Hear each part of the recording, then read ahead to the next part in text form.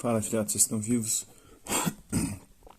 No vídeo de agora nós vamos falar um pouquinho do conteúdo da quarta semana do PET, do Plano de Estudo Tutorado do Governo do Estado de Minas Gerais. A unidade temática continua com o indivíduo, nós já falamos na aula passada. O indivíduo é aquele que não se divide, é aquele ser individual, subjetivo, particular. Né? Cada um de nós, por exemplo, somos um indivíduo, ou seja, um sujeito que não se divide e que tem e que é portador de interesses, mas que também agora a gente vai falar um pouquinho sobre direito, sobre lei, sobre justiça. Falamos também sobre a comunidade. A comunidade geralmente é um conjunto de indivíduos que têm interesses em comum. E geralmente, às vezes, há também interesses divergentes entre os indivíduos de uma determinada comunidade e de uma determinada sociedade. Isso gera os conflitos, e esses conflitos podem desembocar também em violência. E a política é um instrumento utilizado para tentar resolver esses conflitos que nascem numa comunidade, numa sociedade, entre os indivíduos. E entre comunidades também, né? E entre sociedades também há conflitos. Mas hoje nós vamos falar um pouquinho sobre a questão da lei e da justiça. E a gente falou sobre indivíduo, comunidade, sociedade, de política, né? Que é as formas, as relações de poder que se estabelecem dentro de uma determinada comunidade, dentro de uma determinada sociedade. E é geralmente da política, das relações políticas e de poder, que nasce a lei. A lei são as regras, as normas que vão reger essa sociedade, e a justiça é aquele horizonte que busca estabelecer os princípios para uma convivência mais equilibrada, para uma convivência mais justa, mais equitativa entre os indivíduos, entre as comunidades, entre as sociedades numa determinada cultura. Então, vamos falar de lei e justiça, né? Lei é a regra, é a norma. A justiça realmente é aquilo que está conforme o que é justo, ou conforme o equilíbrio, a igualdade, a equidade numa determinada sociedade. Já falamos de interesse, né? na videoaula anterior, que os indivíduos são portadores de interesses, e esses interesses muitas vezes são divergentes.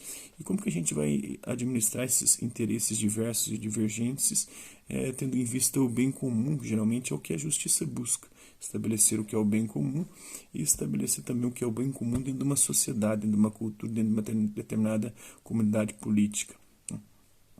Então há muitas vezes essa questão, né? Os nossos interesses muitas vezes podem divergir do que é o bem comum e podem fazer mal. Ou também tem os interesses que nós temos em comum. Esses interesses que nós temos em comum podem se tornar um bem comum também, e segundo Rousseau, inclusive, esses interesses, somente eles poderiam se tornar leis. Só os interesses que nós temos em comum, só eles poderiam representar o bem comum numa sociedade. Sobre legitimidade. Legitimidade é diferente de legalidade. Legalidade é aquilo que está de acordo com a lei. Legitimidade é aquilo que está de acordo com a verdade e com a justiça. E o poder, as relações de poder que vão sendo estabelecidas dentro de uma determinada sociedade. E aí entra a questão política também. Então, as habilidades que nós vamos trabalhar é compreender os diferentes conceitos de lei. Então, lei é aquilo que está de acordo com as regras e as normas vigentes numa determinada sociedade. Há diferentes formas de se propugnar leis numa sociedade, a gente vai falar sobre isso. Vamos compreender também os diferentes conceitos de justiça. Justiça geralmente é dar a cada um conforme a sua necessidade, ou dar a cada um conforme aquilo que é seu. Tem a justiça distributiva, que é aquela que busca distribuir os bens de forma equitativa e igualitária numa sociedade. Aquela justiça corretiva, que busca ressarcir aos outros aquele prejuízo que ele tomou numa determinada relação entre indivíduos numa sociedade. Então tem vários conceitos de justiça, a cada um conforme aquilo que merece, aí a meritocracia, né? Legitimidade, eu já falei o que é, aquilo que está de acordo com a verdade e com a justiça. Legalidade é aquilo que está de acordo com a lei. Um exemplo, né? A escravidão já foi legal, já esteve de acordo com a lei no século XIX aqui no nosso Brasil, mas será que era legítimo? Será que era verdadeiro que os negros eram seres inferiores? Será que era de acordo com o bem daqueles indivíduos escravizá-los? Será que era justo a escravidão dos negros? E por isso que a legitimidade sempre está questionando a lei, desde que essa lei não produza igualdade, não produza oportunidades equitativas entre os indivíduos numa sociedade. Vamos buscar compreender também as diferentes formas de poder político nas sociedades humanas. Existem diferentes tipos de poder, diferentes formas de organização política ao longo da história. Será que é possível viver sem lei? Não há registro de sociedade humana dentro da história que não tenha forjado para ser algum tipo de lei, né? Desde a proibição do incesto até as leis mais complexas, né? Como a gente tem no Brasil hoje, nós temos um sistema legal extremamente volumoso, né? Se fosse fazer um livro com todas as leis do Brasil, o livro seria quilométrico, né? É um país que faz muitas leis e a lei muitas das vezes é criada para dificultar a vida das pessoas. E aí os políticos que as criam depois as vendem ou vendem facilidades.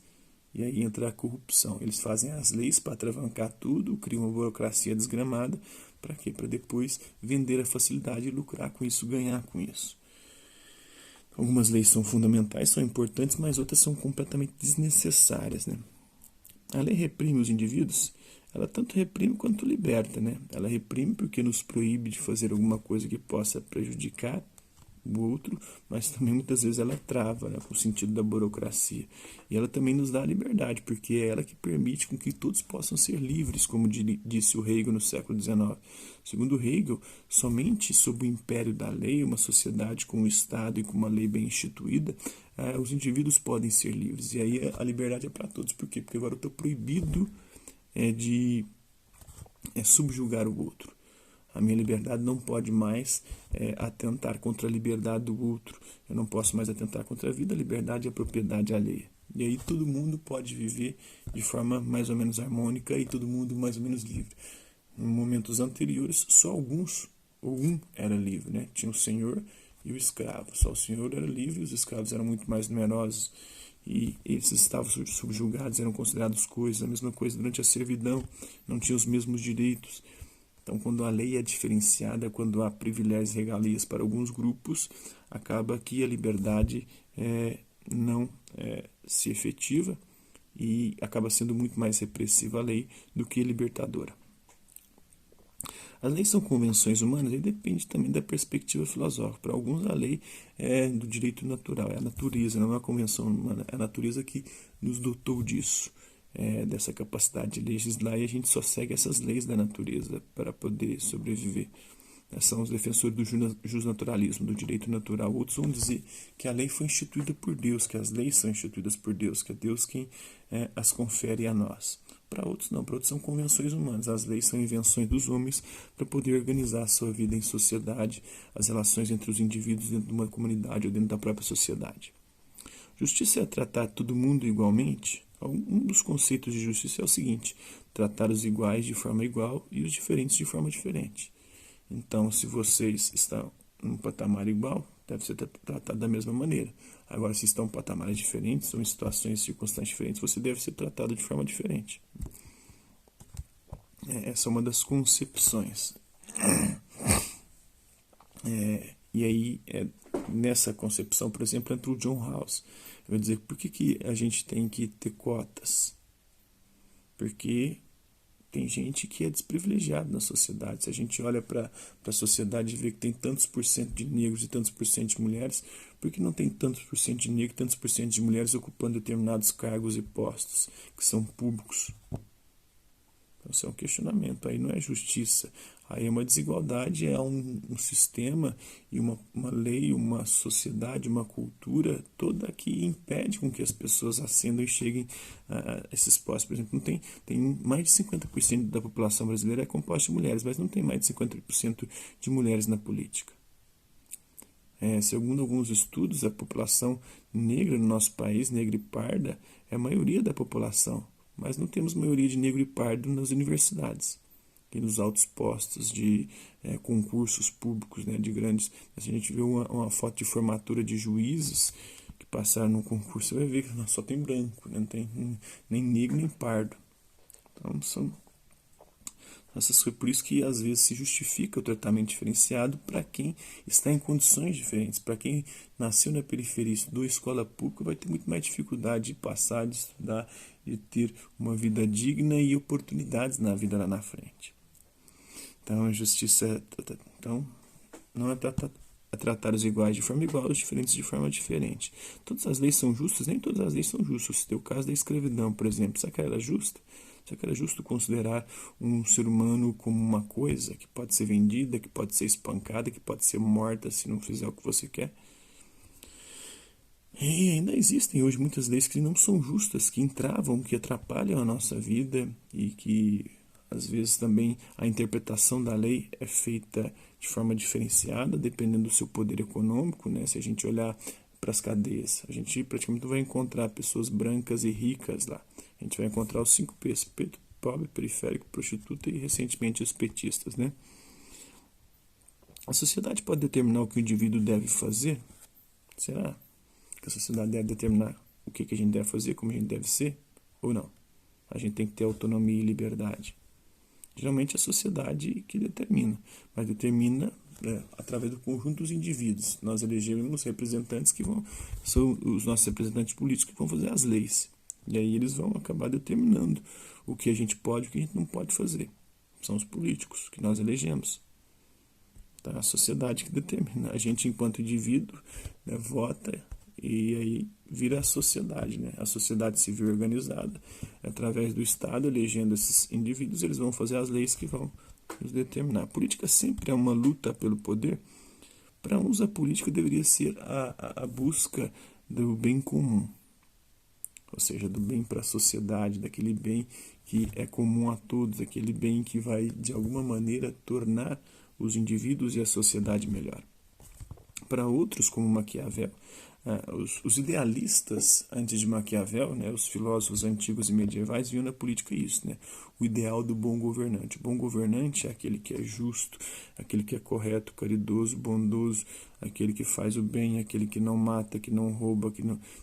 O Maquiavel vai dizer que não, a política é a luta pelo poder, pela conquista e manutenção do poder. Para conquistar, manter o poder vale tudo. Vale matar, vale roubar, vale mentir. E se você não fizer isso, você não vai conquistar e manter o poder. Ele mostra como, historicamente, todo governante que tentou ser bonzinho e correto se ferrou. Só se dá bem na política quem sabe matar, roubar, mentir, enganar, trapacear e fazer de tudo para conquistar e manter o poder. Quem não souber não conquista. Ele vai mostrar historicamente. Na verdade é. Por que os políticos que estão lá hoje conseguiram chegar lá? Porque eles foram bonzinhos, honestos? Não. Porque eles fizeram de tudo para chegar lá. Souberam se corromper para chegar lá. E se você não souber se corromper, você não chega lá. A política deve levar em conta a moral? Para Maquiavel, não. Maquiavel, política e moral são coisas distintas. A moral é a nossa vida particular. É o que você vai fazer no seu dia a dia, nas suas ações, no seu comportamento. Já a política é a disputa pela conquista e manutenção do poder. Já os filósofos idealistas anteriores a Maquiavel e também alguns posteriores vão dizer que é o seguinte, que devem andar lado a lado. Né, que política e moral devem andar lado a lado, que o político não pode ser corrupto, que o político tem que respeitar a vida, a propriedade do outro, não pode roubar, não pode matar, não pode mentir, não pode enganar, não pode surrupiar dinheiro. Isso é muito complexo, né? Então vamos lá, vamos falar de justnaturalismo, que é o direito natural. Né? O que é o direito natural? Alguns acreditam que há um direito natural que foi instituído pela natureza ou pelo próprio Deus, que colocou na natureza ou na natureza humana alguns princípios. E esses princípios se concretizam em leis e nós temos que segui-los e obedecê-los. Né? Por exemplo, os mandamentos da lei de Deus. São 10, né? 3 são relacionados a Deus, os outros relacionados às relações humanas. Os relacionados à ação humana é honrar pai e mãe, ou seja, respeitar os mais velhos. Né? Não matar, não roubar, não pecar contra a castidade, não cometer adultério, né? Não fazer sexo antes do casamento, e para alguns isso é direito natural. Não levantar falso testemunho, não mentir, não desejar a mulher do próximo, né?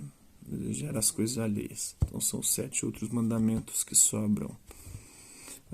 Vamos falar sobre determinismo, é a crença de que nós não somos livres, mas somos determinados. Alguns acreditam que nós somos determinados biologicamente. Existem componentes biológicos e genéticos que nos fazem ser quem nós somos e a comportar como nós nos comportamos. né? Outros vão dizer que não, né? Tem os defensores da liberdade que vão dizer que o ser humano não é determinado, que o ser humano é um ser livre e que pode fazer escolhas. E é justamente por conta das escolhas que ele pode também ser condenado por conta dessas escolhas, porque a possibilidade de escolher implica também a responsabilidade pelas próprias escolhas. Se você é capaz de responder, se você é responsável pelas próprias escolhas, isso quer dizer que você é responsável pelo que você faz. E aí você pode ser punido. Agora, nessa perspectiva determinista, não poderia ter isso, né? O especismo é a crença de que existe uma espécie superior. O ser humano, por exemplo, é especista. Ele acredita que é uma espécie superior, pode subjugar todas as outras. E aí tem a galera vegana, por exemplo, que defende os direitos dos animais, porque, segundo eles, os animais sofrem na forma como nós lidamos com eles e os tratamos e os sacrificamos para poder deles nos alimentar. Então, tudo que usa coisas de animais, seja ovos, leite, tudo isso, você trata os animais de forma completamente inadmissível, porque leva-os ao sofrimento, e nenhum ser merece sofrer. E aí, essa crença de que o ser humano é superior, os outros devem ser subjugados, ele pode fazer o que quiser com as outras espécies, né? Usá-las a seu bel prazer e fazê-las sofrer o quanto quiser, bem entender. É engraçado que a gente vê isso com alguns animais que a gente come, carne de porco, de vaca, de frango, mas alguns outros animais a gente fica puto quando ocorre maus tratos, né? Com cachorro, com gato. É um dupladão moral. Então a galera do especismo, o que fala aqui do especismo, é a galera que critica o fato de a gente se achar superior porque somos humanos e que podemos subjugar as outras espécies e delas fazer o que a gente bem entender, inclusive, para comer e explorá-las ao máximo. E a questão do poder que tem a ver com política. Então, saudações, estudante. Essa semana você irá aprender um pouco sobre política e justiça. Busque mais referências para complementar o seu aprendizado. Escute o podcast e veja o vídeo no final dessa unidade. Se possível, anote os pontos mais relevantes apresentados nesses materiais e exercite a dúvida, hein? Sempre duvide de tudo. Como dizia o Descartes. Duvide de tudo, não acredite nem no que o seu professor ensina. Busque o saber por si mesmo. Sempre elabore perguntas, levando em consideração as informações que você compreendeu a partir dos seus estudos e coragem. Sapere aude. Ouse buscar o conhecimento por si mesmo. Tenha coragem de usar o seu próprio entendimento, o seu próprio conhecimento. É comum que numa conversa sobre política se chegue rapidamente à conclusão que ela nada tem a ver com a ética, né? Porque a gente não vê exemplo de ética na política. Até aqueles que a gente vota, igual eleger o Bolsonaro achando que ele era ético, que ele era honesto, não é bosta nenhuma, né? A gente vai descobrindo os podres à medida que o tempo passa, e os podres vão aumentando, porque ele começa a ter que fazer mais podres para se manter no poder. Em outras palavras, que o poder político e suas realizações não se conduzem por princípios e valores voltados aos interesses coletivos, mas sim por interesses utilitários de ordem individual ou corporativa do tipo, mas o que eu ganho votando em fulano? A gente está preocupado muitas vezes com isso, né? Muita gente está. Ou vote em mim e eu lhes darei privilégios, né? Vote em mim que eu te coloco num cargo lá na política para você ganhar tanto. Essa é a percepção que o senso comum da sociedade tem da política. E seria profundamente ingênuo a gente afirmar que a política não passa por esses descaminhos. Passa. Na maior parte, é isso a política. Os idealistas que ficam sonhando com uma política ideal que só existe na cabeça deles. Na realidade, a política é isso no dia a dia. No entanto, não é menos ingênuo e preocupante o fato de aceitarmos tão rapidamente essa perspectiva exclusivamente negativa da política como algo óbvio, natural e inelutável. Será que a parte da natureza humana é isso, né? E a gente tem que aceitar só porque é a natureza humana ou a gente tem que tentar mudar?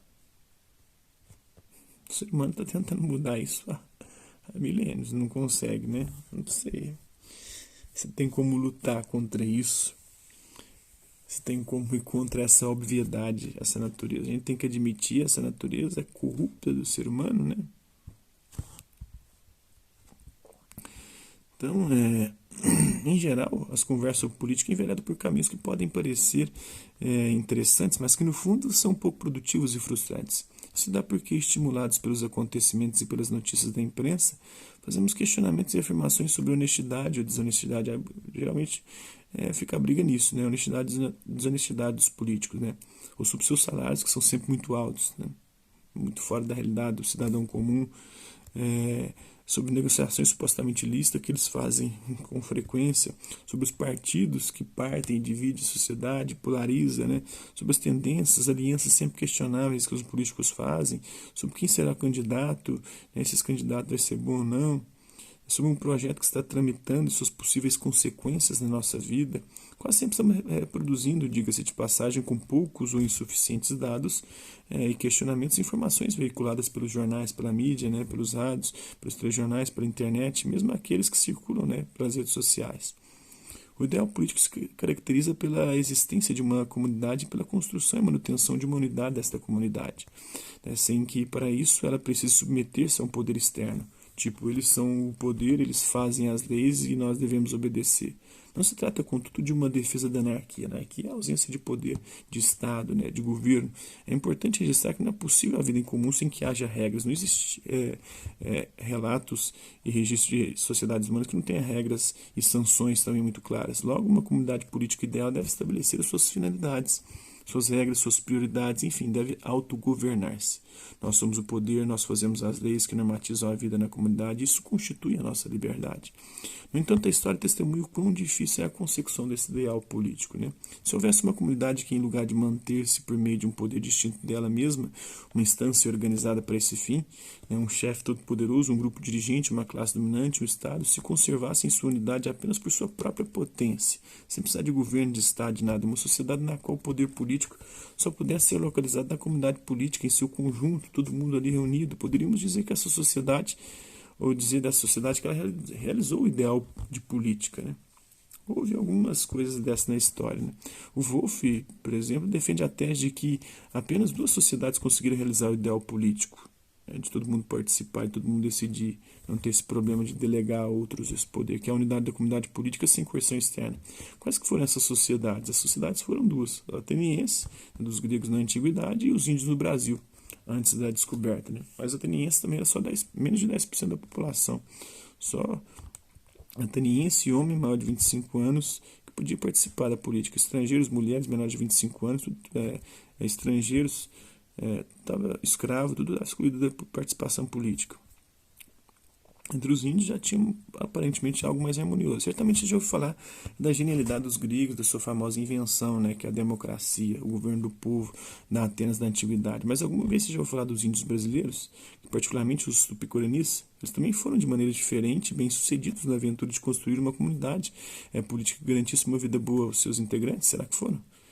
Sabemos pouco sobre as comunidades políticas dos índios brasileiros. Isso se deve, em grande parte, às concepções eurocêntricas, preconceituosas e etnocêntricas, né, que destruíram essas culturas, às quais a nossa formação e nossa cultura foram e ainda são submetidas. O antropólogo francês Pierre Clastres é um dos poucos pesquisadores que se dedicaram a essa questão. Então é isso aí. Terminamos aqui a primeira parte. Na próxima a gente vai falar sobre atividade, né? Vou ajudar vocês na consecução da atividade. É isso aí. Hasta la vista, babies. Até a próxima.